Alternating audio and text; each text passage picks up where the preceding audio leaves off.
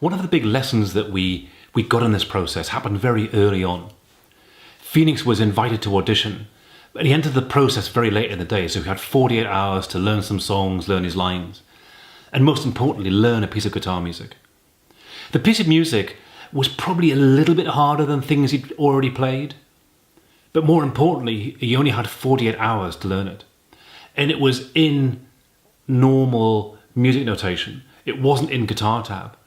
And so there was an initial piece of work to do to transcribe it into a tab that he could even understand. To even get the notes on the guitar was going to take several hours. And in fact, that took most of the first day. So by the evening of the first day, he'd probably managed to understand what notes he had to play in what order. And so on the second day, he got up in the morning and started to put it together. And he got to a point where he could memorize the piece, play the notes in the right order in the right places. And yet it was nowhere near good enough to audition, nowhere near good enough to be successful.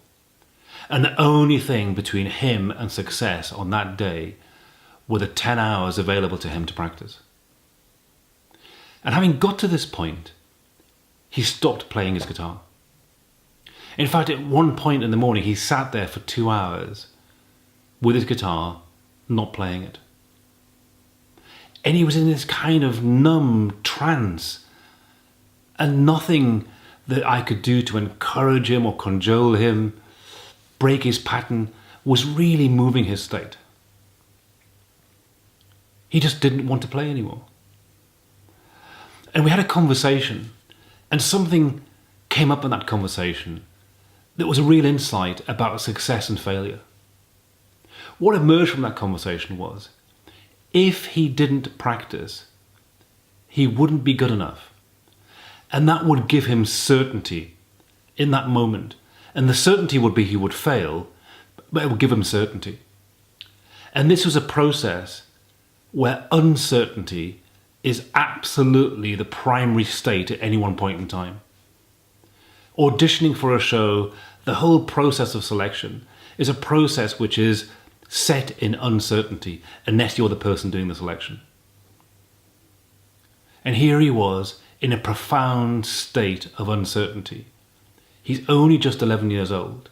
This is a very, very new experience for him. And so his way of coping with this was to create certainty by not playing. And then there was a second part to it. It wasn't just that not playing would give him certainty, knowing he would fail.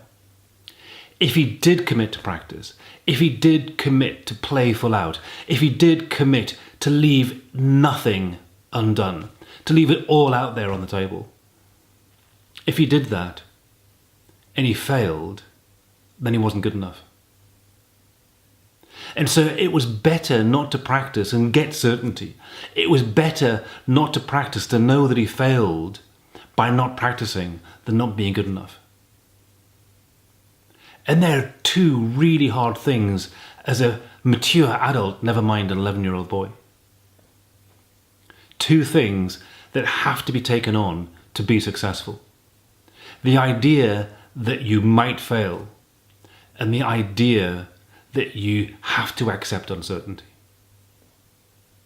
Once we'd had this conversation and he'd allowed himself to process it and to let it out there, there was nothing really I could say to him that was going to change anything.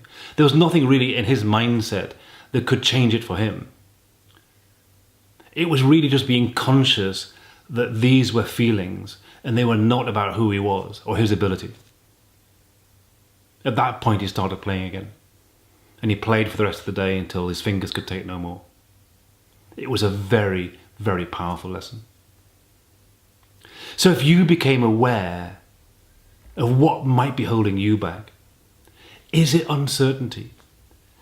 Is it actually creating certainty through procrastination? Is it creating certainty of failure because it's less dangerous than failing when you do your very best? What if you did your best anyway? What would become possible for you then?